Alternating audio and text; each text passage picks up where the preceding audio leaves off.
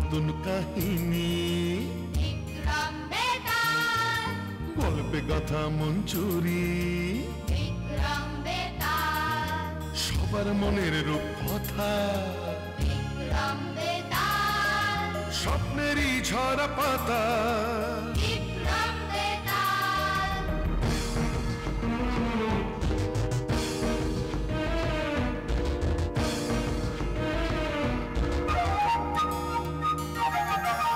জীবনের মোড়কে গল্প হাজার, নীল লাল সাদা কালো রঙের বাহার, কল্পনায় রূপকথায় মিলে একাকার, তাই নিয়ে আসছে পর্দায় এবার বিক্রম বেতাল, বিক্রম বেতাল, বিক্রম বেতাল, বিক্রম বেতাল, বিক্রম বেতাল।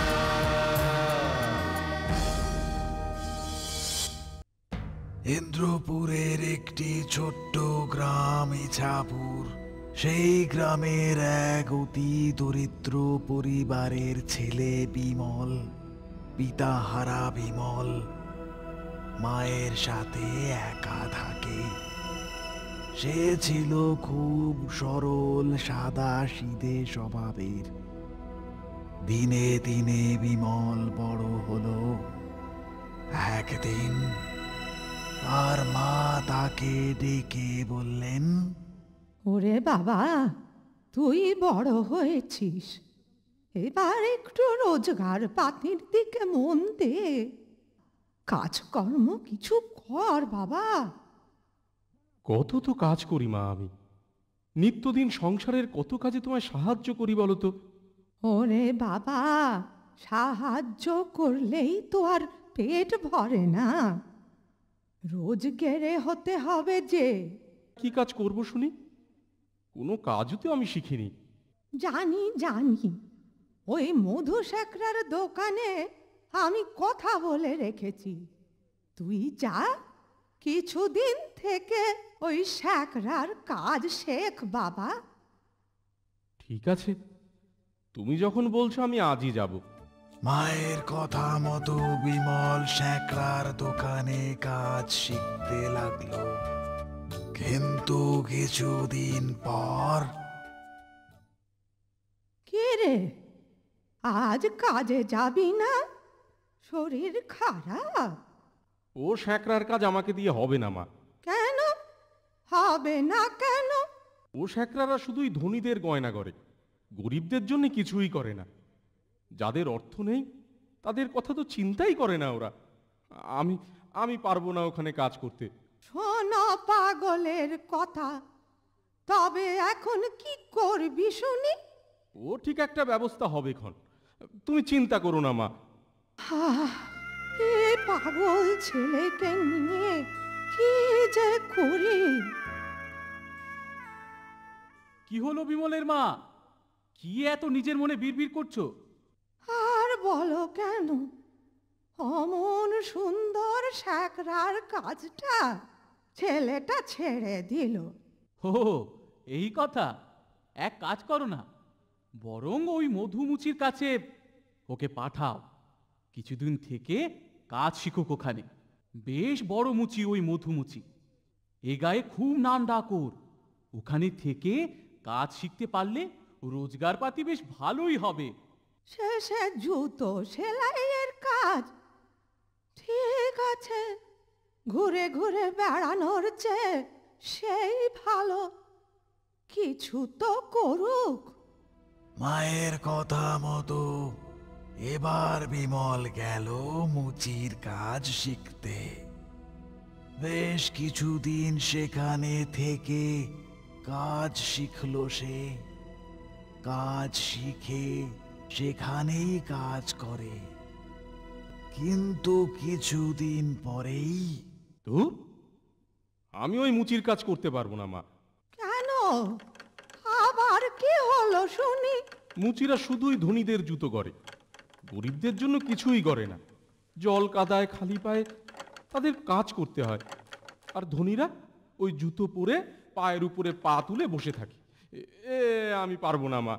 ওরে বাবা, তাদের অর্থ আছে, তারা জুতো কিনে পরতে পারে। তোর জুতো তৈরি করার কাজ তুই করবি, তাকে পড়তে পারলো আর কে পড়তে পারলো না তা জেনে তোর কি দরকার? হ্যাঁ, তা হবে না। ধনীরা যদি জুতো পরতে পারে তবে গরিবরাও করবে, আর যদি তা না হয় তবে ও কাজ আমি করতে পারবো না। কি জ্বালা! মুচির কাজও ছেড়ে দিল বিমল। মা রেগে গিয়ে বললেন, তবে আর কি, ঘরে বসে বসে খা আর বনের ঘাস কাটগে যা। যা যা, দূর হ সামনে থেকে।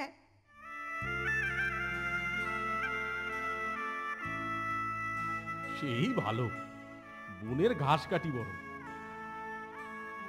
যাই যাই বনে গিয়ে ঘাস কাটি। কাজকর্ম ছেড়ে বিমল চলল বনে ঘাস কাটতে। চলতে চলতে সে এসে পৌঁছলো গভীর বনে এক গুহার সামনে। আরে, বনের মধ্যে এই গুহাটাকে তো আগে কখনো দেখিনি। কি আছে ভিতরে, গিয়ে দেখি তো একবার। বাবা, কি অন্ধকার! আরে বাহ, কি সুন্দর একটা গাছ, কত ফল হয়েছে। কিন্তু কিন্তু কি ফল এগুলো? খেয়ে দেখি তো। বাহ, খুব সুন্দর খেতে।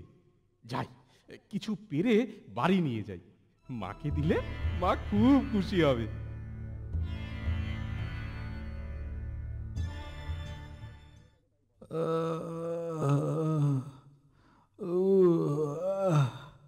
উফ, কি হয়েছে আপনার, এভাবে এখানে বসে আছেন?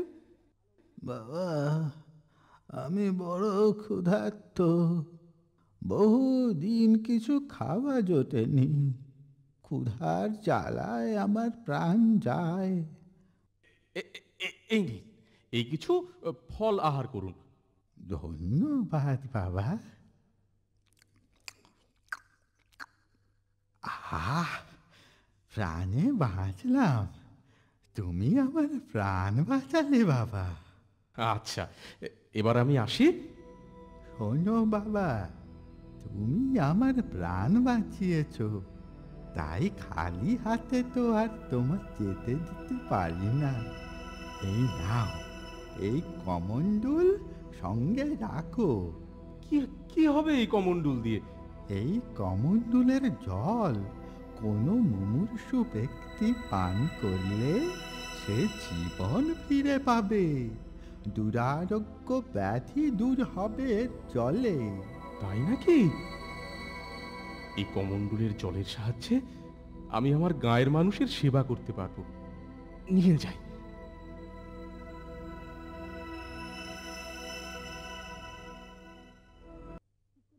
মা, মা!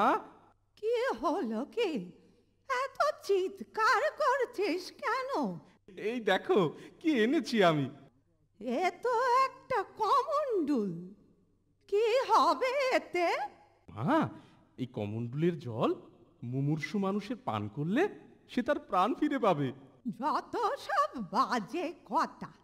যা যা, বিরক্ত করিস না, যা কাজ করতে দে। হ্যাঁ গো মা, বিশ্বাস করলে না তো? কই, তবে যা দেখি। ও পাড়ার হরিমাধব বহুদিন ধরে অসুস্থ, আর বোধহয় বাঁচবে না। কত বদ্যি কবিরাজ দেখানো হলো, কই যা দেখি, ওকে গিয়ে তোর ওই কমণ্ডলের জল দে, দেখি তো কেমন করে ওকে সুস্থ করতে পারিস। এক্ষুনি যাচ্ছি মা।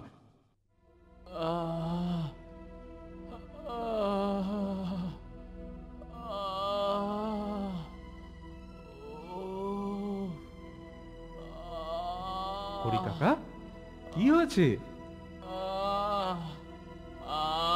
বাঁচবো না রে বাবা, আর বাঁচবো না। কিচ্ছু হবে না তোমার। এই নাও, এই কমণ্ডলের জলটা একটু পান করো, তুমি এক্ষুনি সুস্থ হয়ে যাবে। আহ, আহ, ওই দেখি।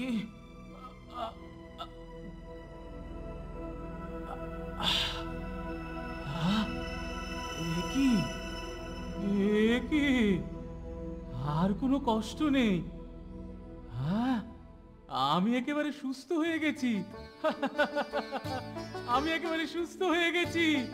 ওরে শুনেছিস, বিমলের কমণ্ডলে জলে হরিমাধব সুস্থ হয়ে গেছে রে। হ্যাঁ, কি আশ্চর্য বল দেখি। হ্যাঁ, তাই নাকি?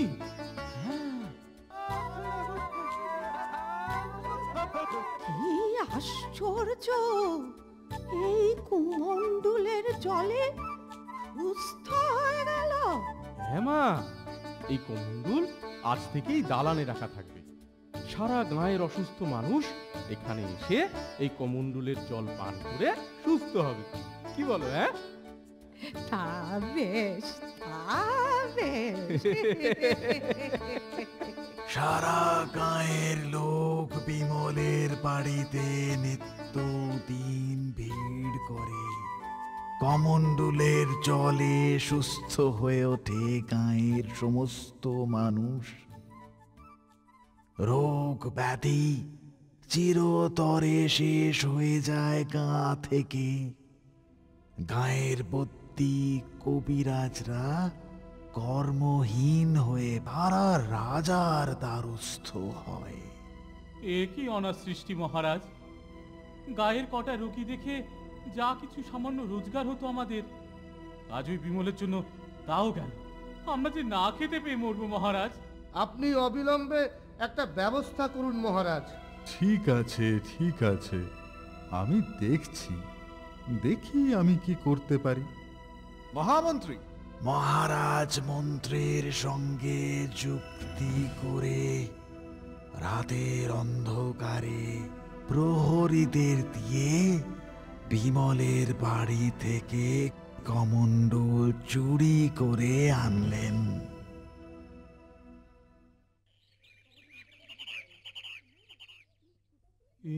কি কমণ্ডল কোথায়?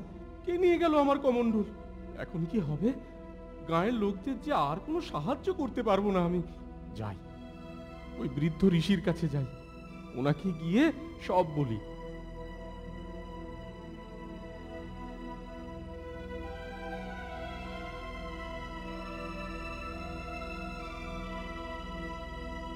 ঋষিবর, ঋষিবর,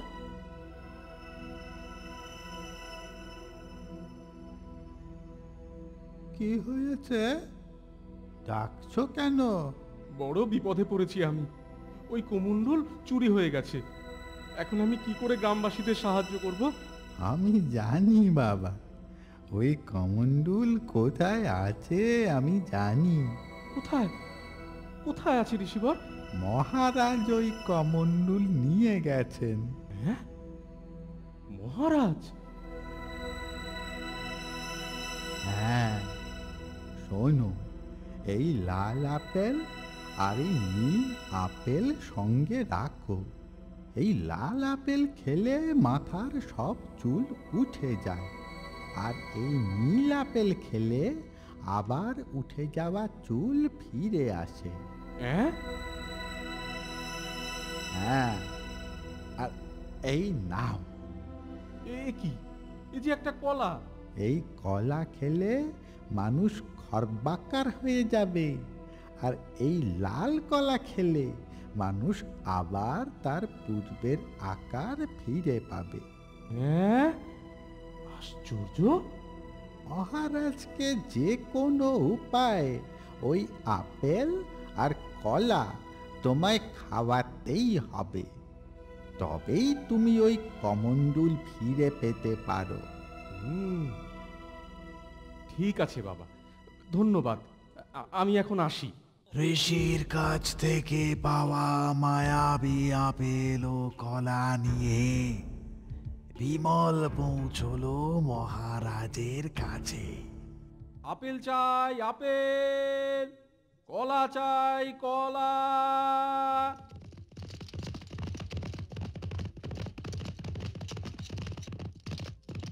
আপেল চাই আপেল, কলা চাই কলা।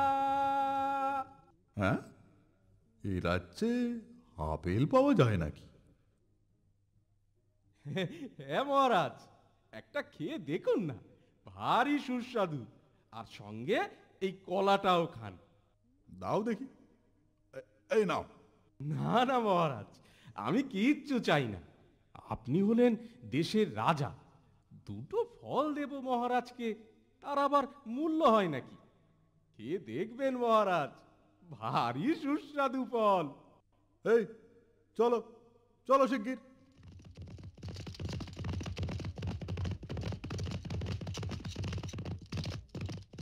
ভারী আশ্চর্য তো, এদেশে আপেল পাওয়া যায় আর আমি জানতামই না।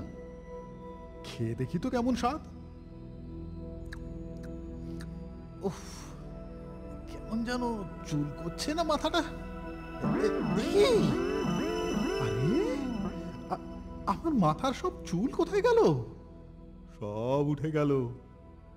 বেটা বজ্জাত জেনে শুনে ওই আপেল আমায় দিয়ে গেছে, ওই কলাটা। হ্যাঁ, ওই কলাটা খেলে নিশ্চয়ই আবার চুল ফিরে পাবো। আমি এতটুকু হয়ে গেলাম কি করে? এই সেরেছে। কে আছো? প্রহরী, প্রহরী। মহারাজ, মহারাজ, আপনি কোথায় মহারাজ? আমাকে তুলে ওই উঁচু সিংহাসনে রাখো। হ্যাঁ হ্যাঁ হ্যাঁ, এ কি? নিন। এবার শোনো, এক্ষুনি এক্ষুনি ওই ফলওয়ালাকে ধরে আনো। শিগগিরই যাও।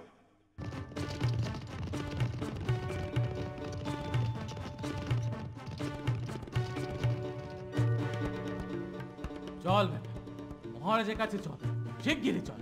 মহারাজকে খাটা। চল চল, তোকে শুনে দেবো আজ। প্রণাম মহারাজ। তোমার ওই ফল খেয়ে আজ দেখো দেখো আমার কি হাল হলো। শিগগির শিগগির আমাকে আগের মতো করে দাও। দিতে পারি মহারাজ, তবে একটা শর্তে। কি শর্ত? আমার ওই কমণ্ডল আপনাকে ফিরিয়ে দিতে হবে। এক্ষুনি এক্ষুনি ফিরিয়ে দিচ্ছি। প্রহরী, ওর কমণ্ডল ওকে ফিরিয়ে দাও। এক্ষুনি দিচ্ছি মহারাজ। ধন্যবাদ মহারাজ। কই কই দাও, এবার আমাকে আগের রূপে ফিরিয়ে আনো। এই নিন মহারাজ, এই নীল আপেলটি আগে আহার করুন।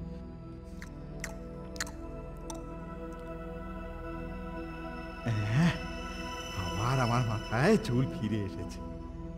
এবার এবার আমায় আগের মতো চেহারায় ফিরিয়ে আনো।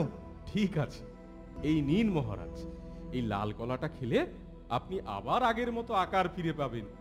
দাও দাও, শিগগির দাও।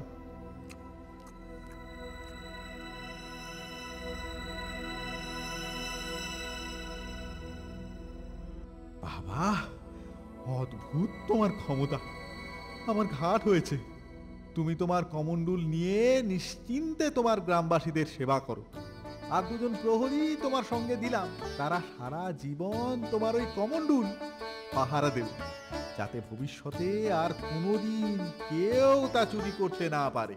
ধন্যবাদ ধন্যবাদ মহারাজ। এখানে ইছাপুরের রাজার কার্যকলাপ কিন্তু মোটেই যথার্থ ছিল না মহারাজ।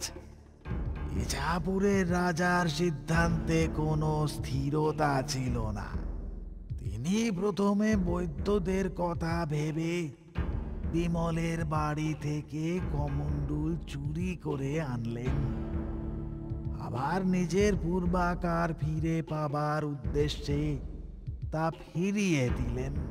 এবং শুধু তাই নয়, তিনি বিমলের সঙ্গে দুজন প্রহরী পাঠালেন সেই কমণ্ডল পাহারা দেওয়ার জন্য। মহারাজের এ কেমন ব্যবহার? কোনো সিদ্ধান্তই তিনি চিন্তা ভাবনা করে নেন না, এর থেকে বোঝা যায়। বেতাল, মহারাজ প্রথমে প্রহরীদের দ্বারা কমণ্ডল চুরি করে আনেন, কারণ দেশের বৈদ্যরা কর্মহীন হয়ে পড়েছিল বলে। পরে তা বিমলকে ফিরিয়ে দেন, কারণ বিনিময়ে তার পূর্বাকার ফিরে পাবেন বলে। পূর্বাকার ফিরে পেয়ে মহারাজ কিন্তু ইচ্ছা করলেই বিমলকে বন্দি করতে পারতেন তার সাথে ছলনা করার অভিযোগে, কিন্তু তা তিনি না করে বিমলকে কমণ্ডল ফিরিয়ে দেন এবং সঙ্গে পাঠান দুজন প্রহরী তা সর্বক্ষণ পাহারা দেওয়ার জন্য। কারণ তিনি দেখেছেন বিমল সেই কমণ্ডলের মায়াবলকে নিজ স্বার্থসিদ্ধির জন্য কাজে লাগায়নি, বরং সে তার দ্বারা দেশবাসীর দুরারোগ্য ব্যাধি দূর করেছে, যা দেশের বদ্যি কবিরাজদের পক্ষে করা অসম্ভব ছিল। তাই এ কথা বলা ভুল হবে যে মহারাজ যথাযোগ্য চিন্তাভাবনা না করে সিদ্ধান্ত নেন, বা তার সিদ্ধান্তে কোনো স্থিরতা ছিল না।